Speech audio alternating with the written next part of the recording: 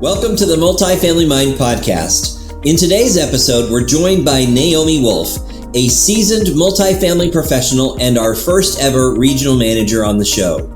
Naomi is going to share how she went from temp to regional by asking the right questions, staying curious, and saying yes to growth. We talk multi-site leadership, mentoring future leaders, and how to keep your cup full when your plate's already overflowing. Let's jump in. Well, welcome back, everyone. Thank you for joining us on this episode of the Multifamily Mind. I am your host, Steve Wunch. Very excited to have with us today Naomi Wolfe. Hi, Naomi. Hi, how's it going, Steve? I'm doing well. How are you, my dear? Oh, doing so good. Thank you so much for having me. You bet. I'm thrilled to have you here because you are actually making history here on the show. Yay. I love it. You are the first regional manager to join us. And I don't know if the audience has caught on yet or not, but this season, we're really trying to bring the podcast to the boots on the ground, the people that are doing the good, hard work every day, really trying to provide them with some great resources and tips and career advice that's from the folks doing the work. So really thrilled to have you here. And I love your, typically this season, we're not doing the bio thing, but you've got a really interesting origin story. And I wonder if you can just kind of give us the Reader's Digest condensed version, because there's a little piece in there, and you know what I'm talking about, that I think that everybody should hear. So go ahead and share a little bit about that with us. Yeah, absolutely. So I have been in the property management industry on this side of real estate, right, for about 12 years or so. And really, I started out going into this field thinking that I was getting into commercial real estate. I wanted to do something different from my former, which was selling homes, connected with a firm while my husband and I were living in Colorado that specialized in placing professionals with certain roles. I had no idea that what I was doing was actually temping until I got into it. And it was like, okay. And so I started temping as a leasing associate. I had already sold things, so this was kind of natural to me a little bit. Yep. And going from assignment to assignment, ended up working for a pretty large firm on a temp to hire, and was able to kind of impress my manager enough to where she hired me on. And that company ended up being Lincoln Property Company, which is now, of course, Willowbridge. So yep. To have the opportunity to work for such a prestigious firm that early on, I started to learn so many things at the level of, just ownership and what it means to work for third party versus owner operator, because that firm is so large. Yeah. And I truly did not know this was an industry, right? And I think a lot of people think that when they first get into it, like, you don't know what you're stepping into. Sure. And I'm seeing, I get like a bird's eye view into someone's life because they actually come home to me. They come home to our space and, pay rent. And here I was as a real estate agent in the former thinking that's just something people do before they buy a house. This is actually an industry that takes care of people. Yep. And there's so many different things you can do inside of taking care of people.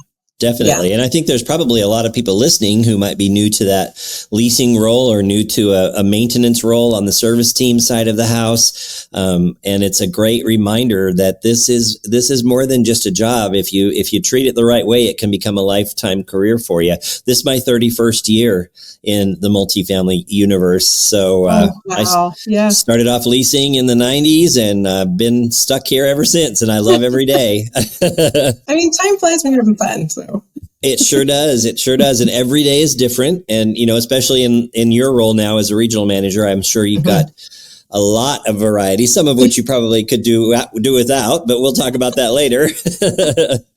But listen, starting out as a temp and kind of moving your way up through the typical career path from, leasing to assistant to manager to then regional. How did you set yourself up for kind of getting exposure to the things? Because I, based on what I know about you, I think you probably came to this role and pretty quickly figured that out. Hey, this is more than just a job. It could be a real career for me. And so you probably started saying like, if I want to move up, I'm going to need to learn some new things. And, typically as a leasing consultant, you're not sitting in on budget conversations. You're not sitting in on CapEx project scope reviews, and you're not sitting in on all the things that a regional needs to kind of have in their bag of tricks. So how did you kind of prepare yourself or get exposure to those things that you needed in order to grow into that role? Yeah. So kind of just like what you said, I truly am one of those people who I like to think of myself as a quick learner, but I also like to give myself the grace to learn at the pace that I'm, sincerely interested, right? Because I think that's really important. You have to want this and you have to want to know, because once I really started learning, okay, I can go into really any space, point out the features, the benefits, tap into what that person is really looking for, match that up, make that connection, and give them a wonderful living experience while they're here, right? But there's other components of that. So I started to ask, because I'm a very big why person, and I also always want to know. I want to know. So I wanted to know, what was the assistant manager doing, right? And what does it mean when the assistant manager leaves and I'm going to have to step in and take the rent payment? Well, what do I do with the rent payment and where does it go? And okay, so it's going to the software, but how does it get to the bank? And just really wanting to get granular with it. I go down rabbit holes and I get very, very granular.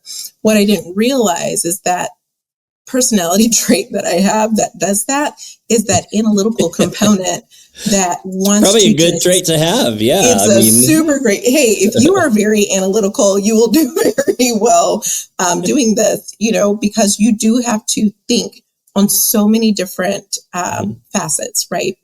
With being a regional, but really how it kind of came about was just asking the question of the person who was in the seat that I, was looking at and really admiring at first, and then deciding whether or not I wanted to be in it. Believe it or not, I truly did not want to be a community manager for a very long time.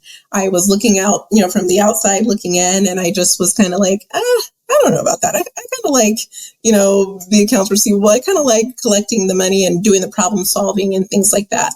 Yeah. But there was an opportunity that showed up for me to show myself that I could do it.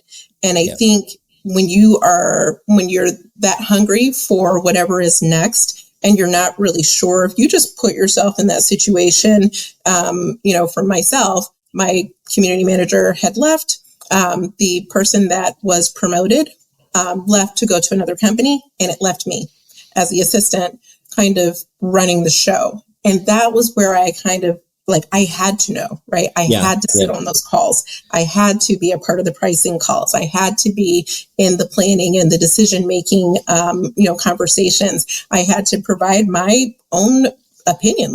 Whoa, you want to know from me what's going on with the comps? I really had to step up and do it, whether I wanted to or not, because I cared about the property and I cared about those residents. And in that unfolding, that's where I knew that I really wanted to go to that next level. So I started asking those questions. What do I need to do? What do I need to do? It seems like the universe sort of made that happen for you, kind of, with people leaving and positions being vacant, and then you being the one left that had all the, I call it intellectual property in terms of the knowledge that you had about the community and the residents. That's not always going to be the case. So if someone is listening to this podcast today who is maybe an assistant manager or maybe a leasing person, you said you started to ask those questions once you found yourself in that spot. What kind of questions would you recommend people ask, and what recommendations in terms of, should I look into learning more about turn expenses? Should I look more into financials? Where would you make those recommendations for someone listening?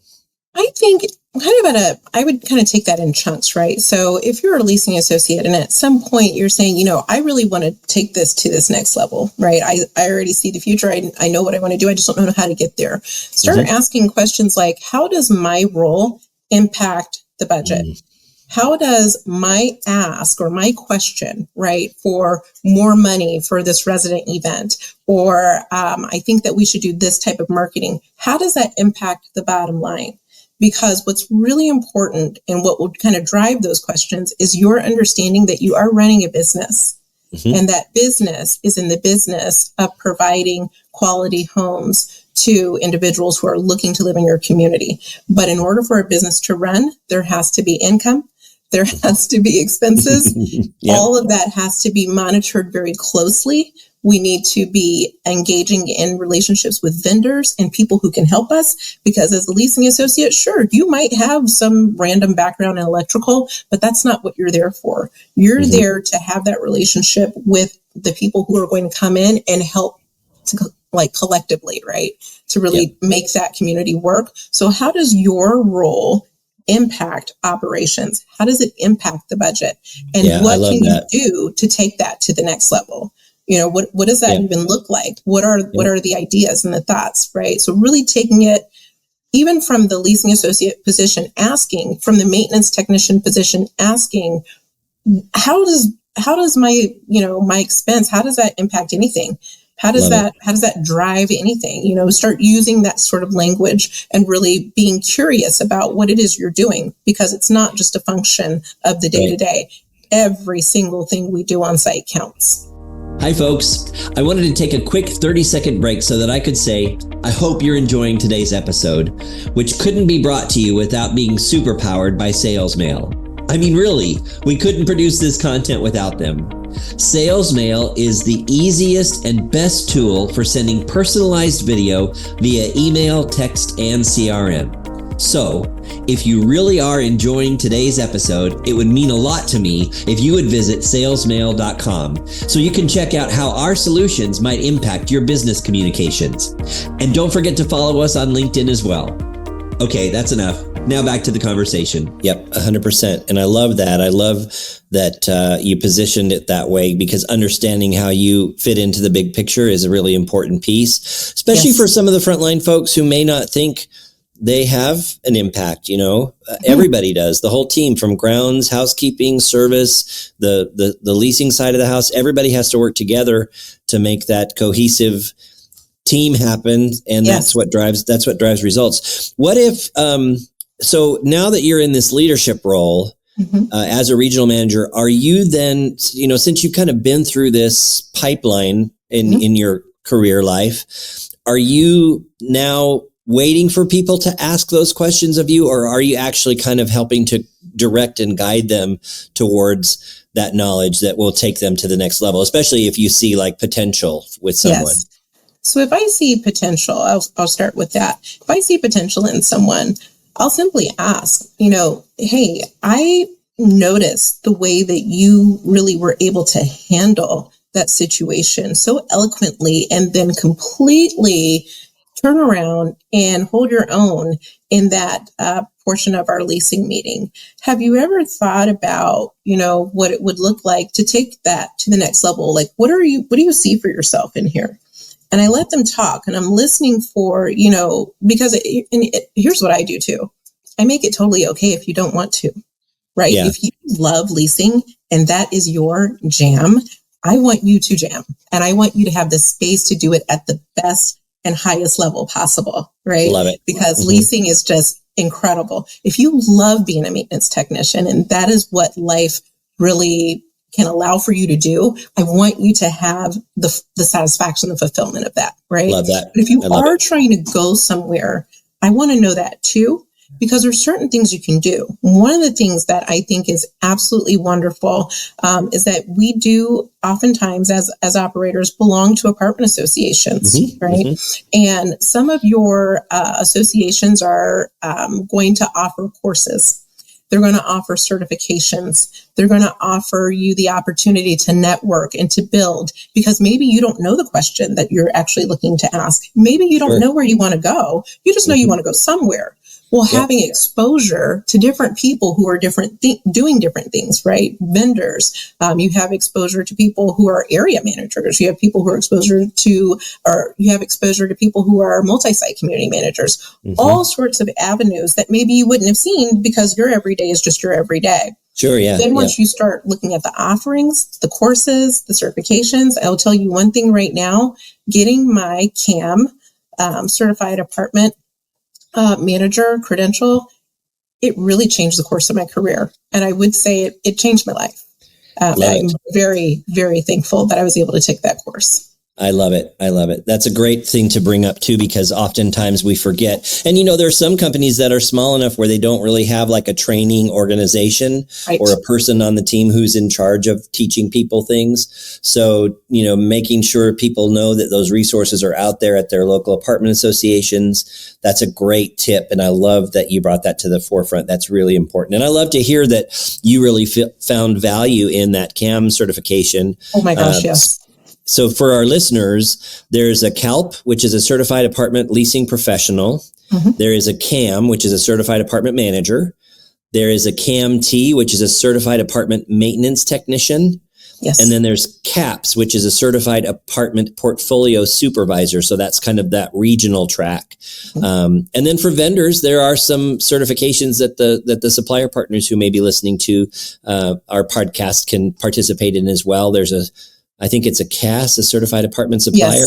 Yes. Yep. So those are all done through your local apartment association and their affiliation with the National Apartment Association.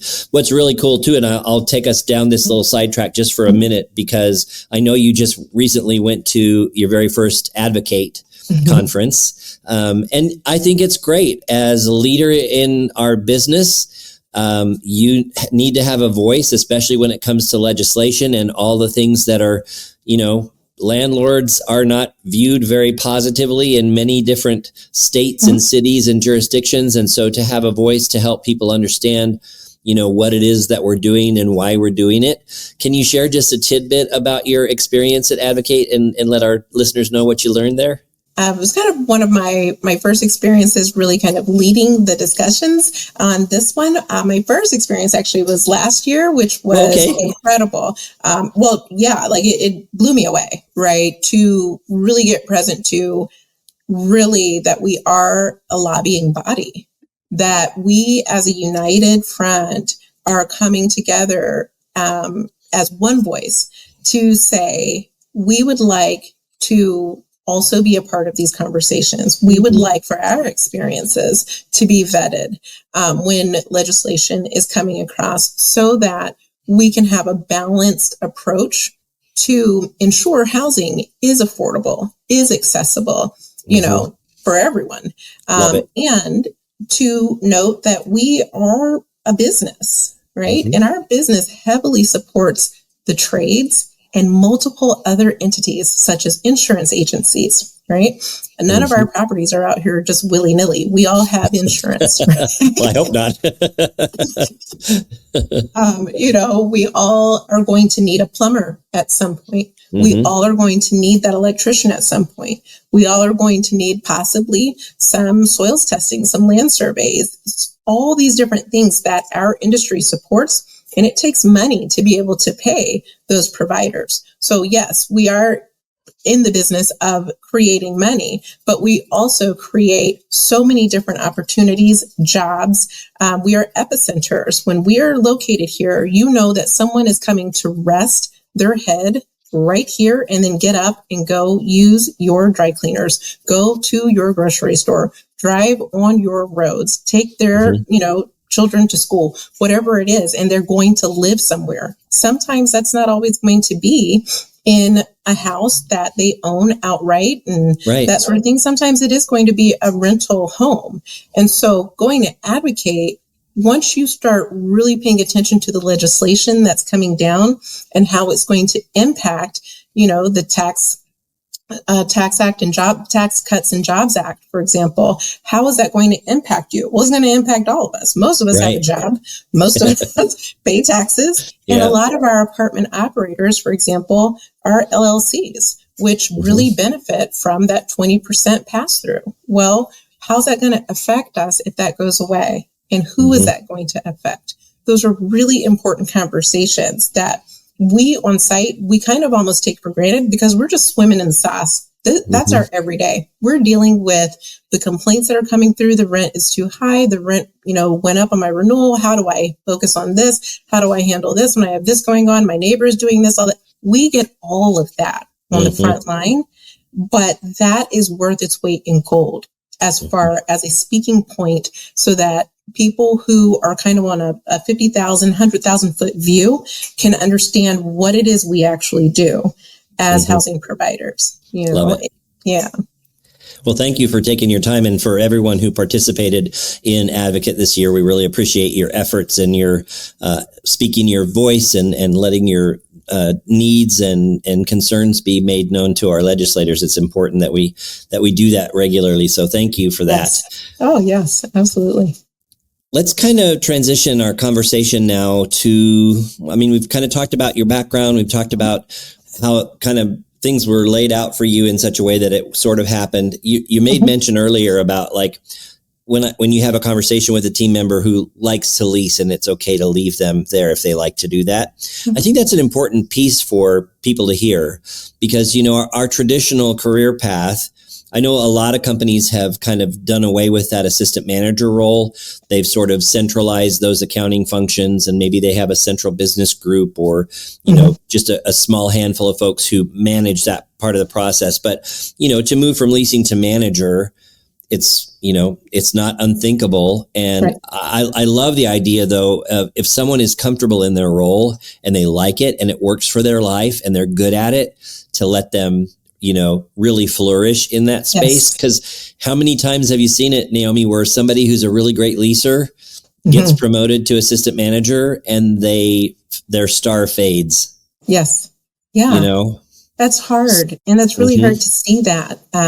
When people are so good, but they're maybe being pushed, and there's no kind of like, it's got to be a dance. It's got to be a kind of like a push-pull. And if you're just pushing that person, they might just kind of do it and compensate for, whatever they might be missing out on as far as the joy through, potentially their results and things like that. But we want to make sure people are satisfied and really, really happy, because just like the living experience for our residents, when people are satisfied and they're happy, they tend to refer.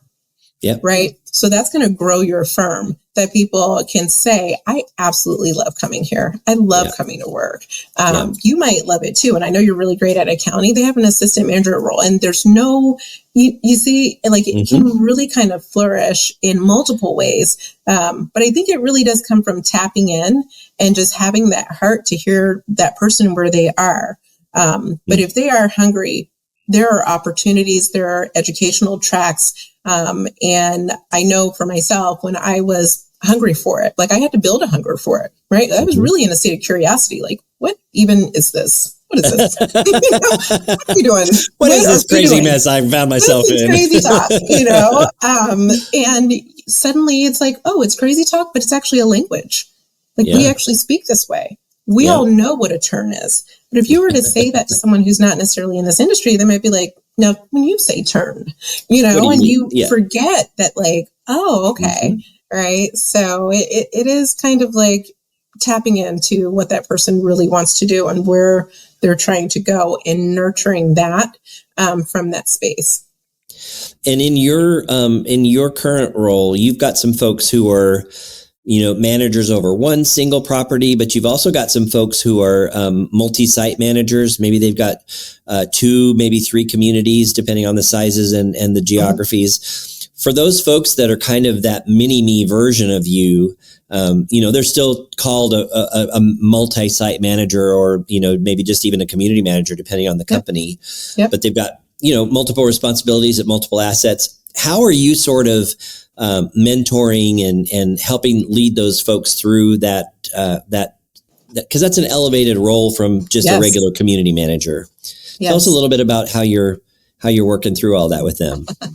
So with the multi-site role, I will tell you, I love that role. I had that role. And managing your time, managing however many team members you have. And sometimes, like you said, sometimes that role is not necessarily, with that NOMR, right? Sometimes you're just called the community manager, but you actually have several sites. And what I always did when I was in the multi-site role, I always looked for ways to support my regional.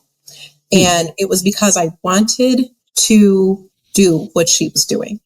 I wanted to know what that was. I loved doing what I was doing, is very good at that, but I wanted to know more. So I would ask her, hey, are there some reports that maybe like that you are doing that I can maybe take on and learn? Are there some things, as we're getting ready to go into budgets, I know you give a presentation. Is there some piece of that presentation that I can take on?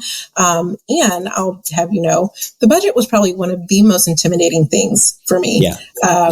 Going through all of the steps of my development, that was the one that, for whatever reason, I think a lot of people feel that way. They're like, the budget scares me. The budget freaks me out. And it's like, the budget is everything. Like, the budget's your friend.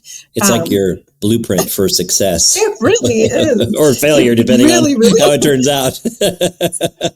And just really learning that. So that was kind of like what I did there. And what I do with my current team members who are multi-site community managers is I try to learn from them what's kind of like, what are you bumping up against? What kind of stresses you out? What keeps you up at night? What do you kind of need? Like, if you could wave a magic wand and make something either appear or disappear, we have those types of conversations, right? So that I can hear from them, like, what actually is the challenge?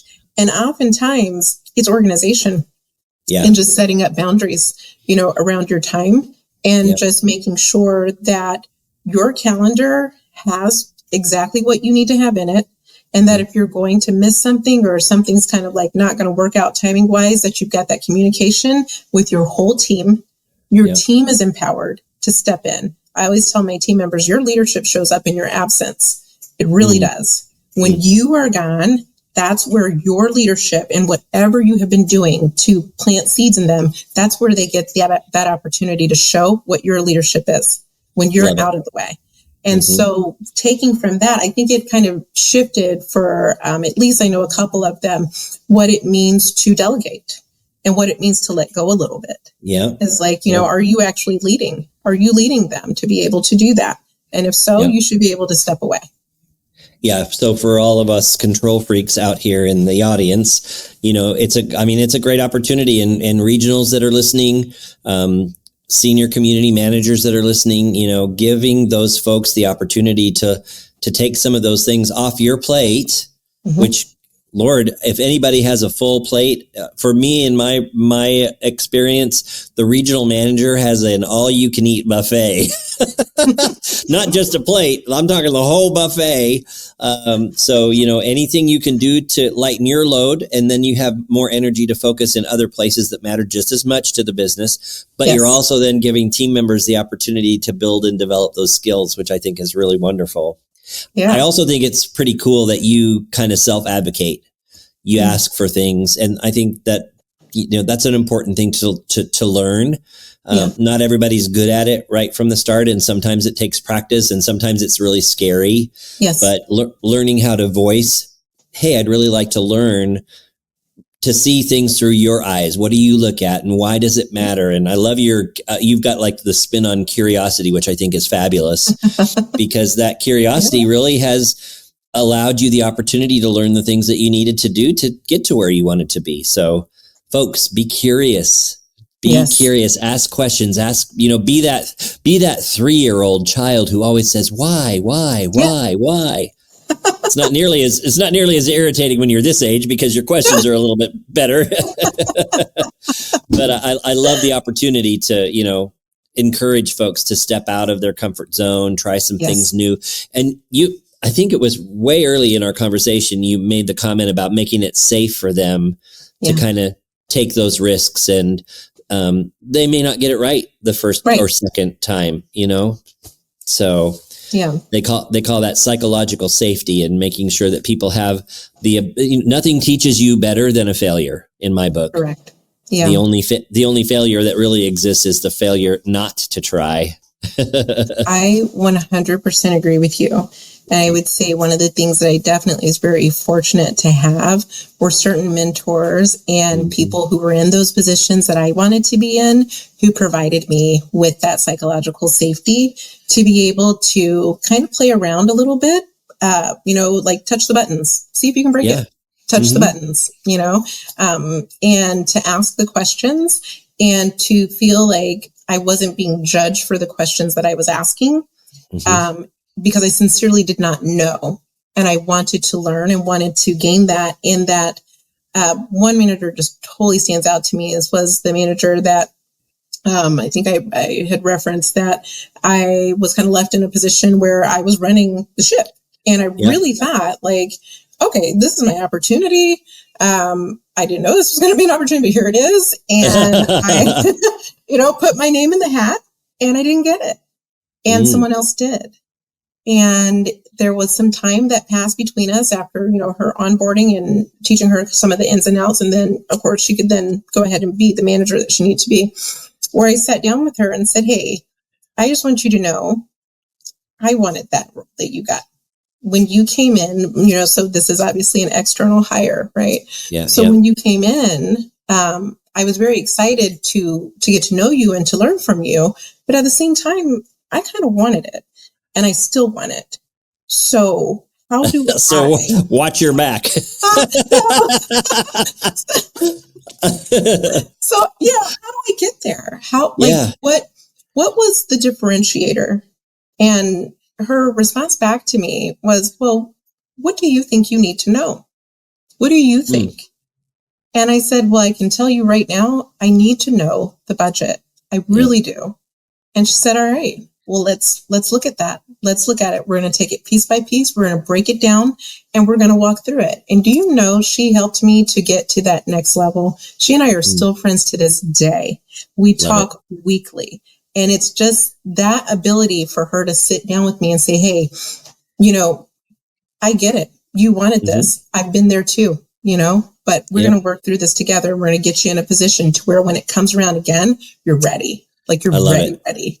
So, those mentor relationships are so important. And, if you're working at a company or at a property where maybe you don't have that, ability to have that kind of conversation with somebody, mentors don't necessarily have to be at your property. They don't even have to be at your company. They could be at a different company. They could be, someone like me who's on the supplier partner side, who has been in those seats before and knows. Tara Samuels has a really great group called the Multifamily Mentor Matchmaker. And, several really solid mentor relationships have come out of that group. And it just goes to show the power of asking for, again, advocating for yourself and saying, hey, I would really like someone to mentor me because I want to get to be a regional manager. I want to become a construction director. I want to become, a multi-site service manager. So look for those mentors, and you've got your apartment associations. We've called those out before. You can find some great resources and mentors there. Great story. Really great stuff that has happened. And I really admire you and your bravery and your willingness to kind of put yourself out there, even when it might have been uncomfortable. So that's another quality I think that is important for regionals to have, because you guys are dealing with so many fires, so many different kinds of employee issues, resident issues, construction issues, all those kinds of things. So lots of good opportunities to put your hands in multiple pots and to teach people multiple things. Let's kind of segue over to another question that I had for you. Starting as a temp, I know there's a lot of companies out there right now who, the talent pool is pretty shallow, and it's hard to find, some good talent. What recommendations would you make for companies that are using temps?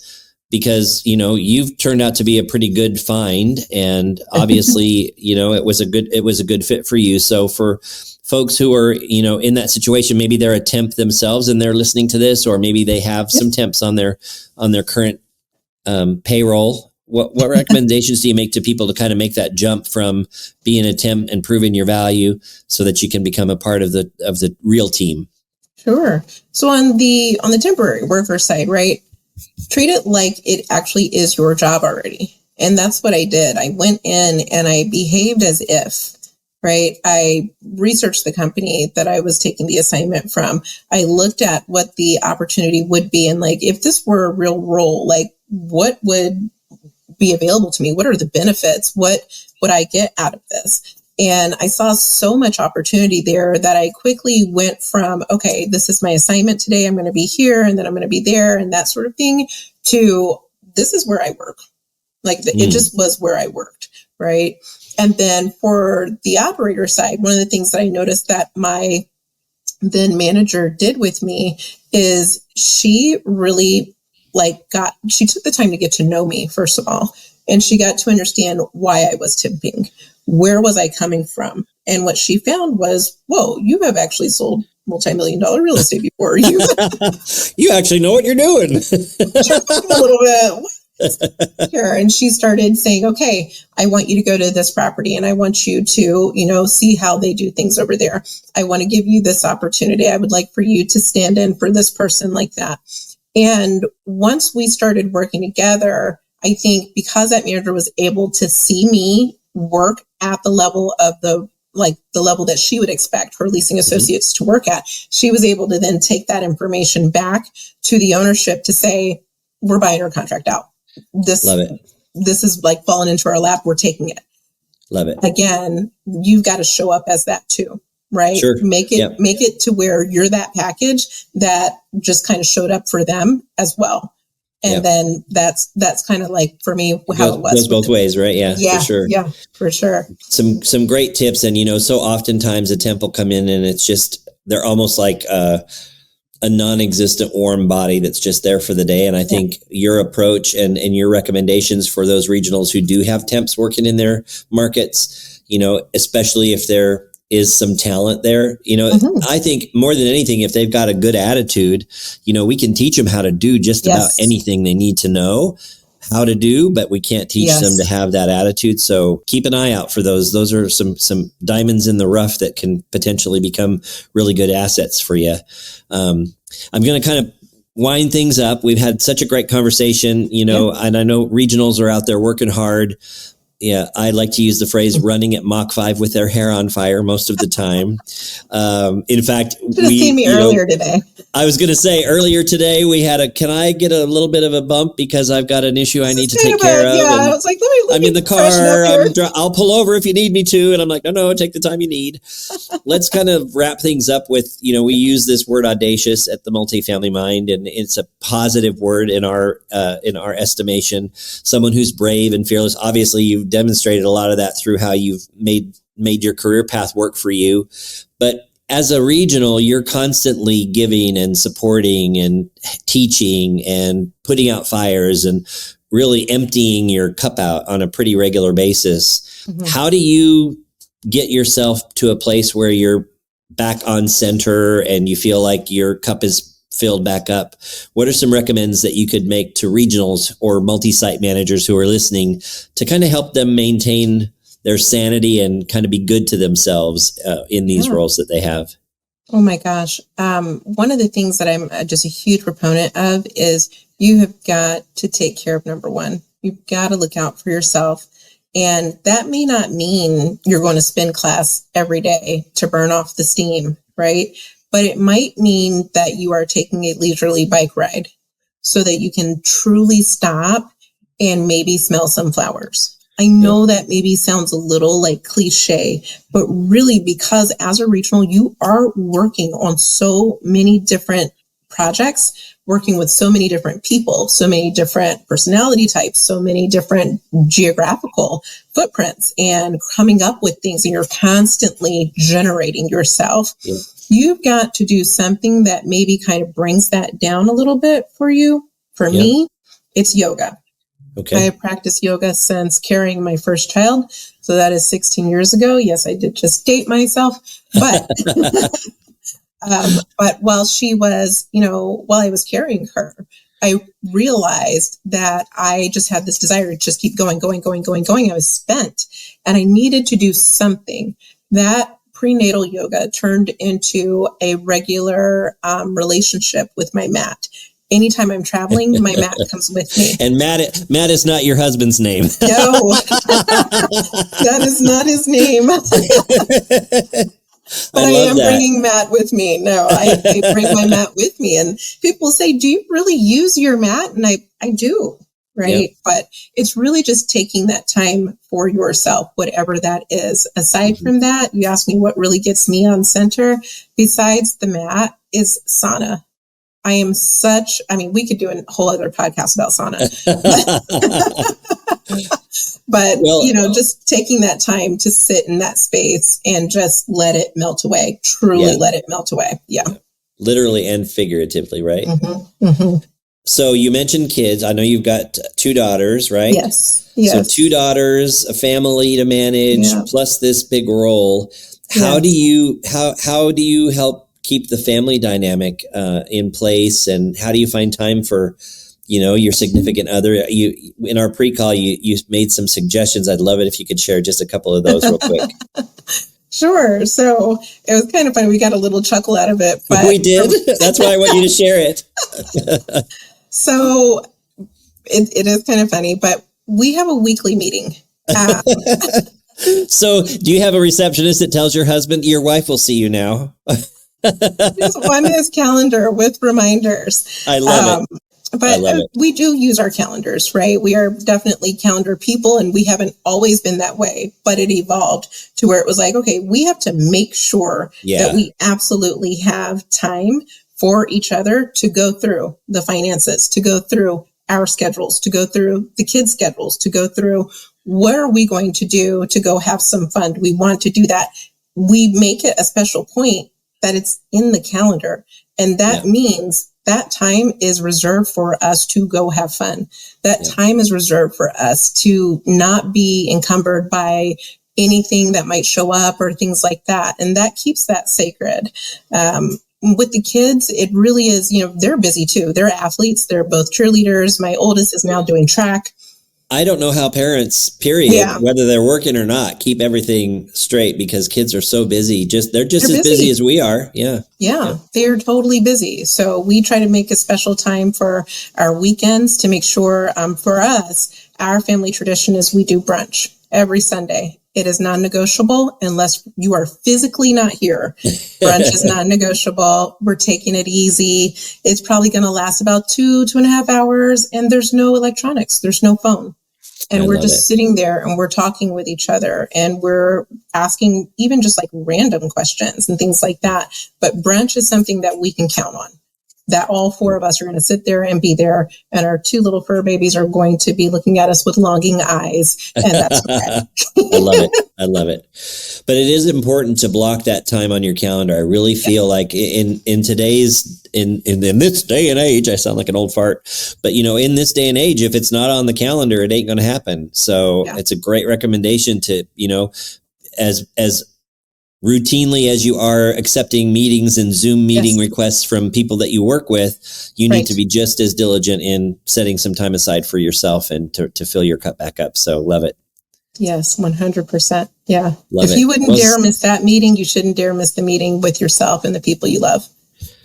Yes, that is audaciously wonderful that you take the time and intention, and it's intention too. You really prioritize, and I think you're going to get a return on that investment for sure. So thank you. This has been such a fun conversation. We've kind of gone a few different directions, but I think it's par for the course. It kind of mirrors what a regional's day is really like. You never really know which direction you're going to get taken in. So makes sense that our conversation was that way today anyway. I just love talking to you. I feel like we could just kind of go anywhere and just, talk about anything. And I really have that feeling too. I have that feeling too. I appreciate you, asking me about what it's like to be a regional, and I'm honored to be the first one. Yeah, so exciting. Yes. Well, thank you so much for joining us today, Naomi. We loved your conversation, some great tips to grow your career, some great tips to regionals out there who might be listening and trying to, keep their head above water. And we really appreciate you sharing your expertise with our listeners today. So this has been Steve Wunch and Naomi Wolfe on the Multifamily Mind, super powered by SalesMail, the easiest way to send personalized video via email, text, or CRM. And we will see you next time. Cheers, everybody. Bye. Cheers. Thank you for joining us on this episode of the Multifamily Mind podcast, brought to you by SalesMail, the easiest way to send personalized video via email, text, and CRM. To learn more, go to salesmail.com. And remember, always be audacious. Until next time, I'm Steve Wunch. Have a great week.